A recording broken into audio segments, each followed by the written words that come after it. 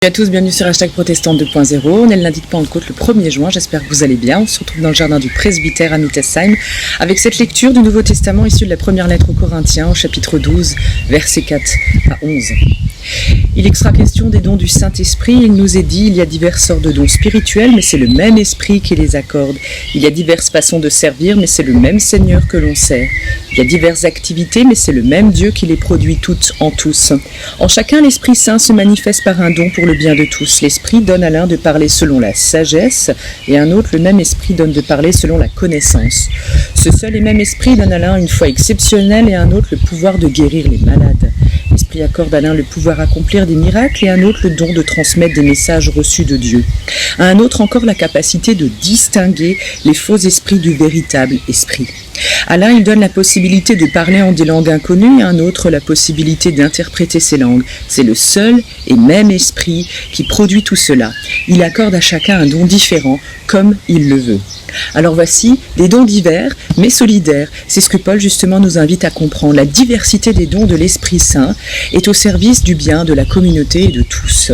Ainsi, comme par exemple le don de parler en langue ne peut se distinguer de l'interprétation. Paul insiste sur la solidarité. Une fois encore, ces dons, nous dit-il, sont extraordinaires.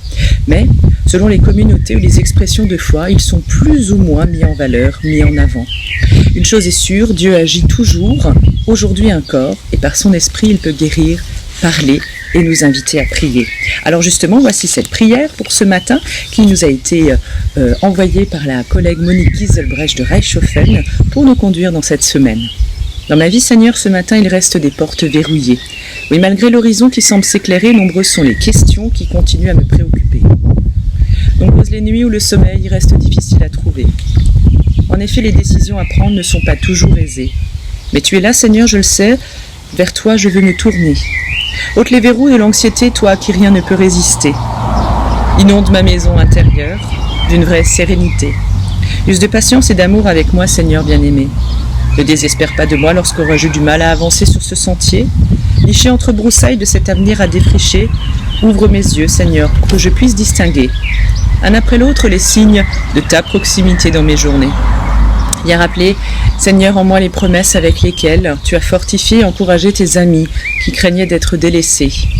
Avec toi, Seigneur, je serai toujours et chaque jour sans discontinuer jusqu'au dernier.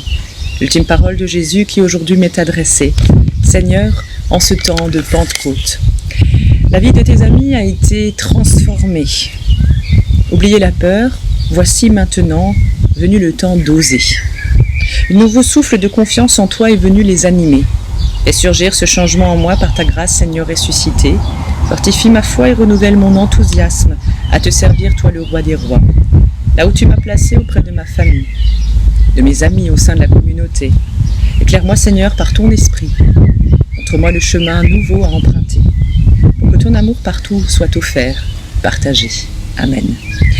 Une très belle journée de lundi de Pentecôte à vous tous dans la grâce et la paix de notre Seigneur et rendez-vous demain matin avec la prière du petit-déj et dimanche déjà, notez ce rendez-vous à 11h en vidéo, un message, une méditation qui nous sera adressée par un collègue de notre union d'église. À demain.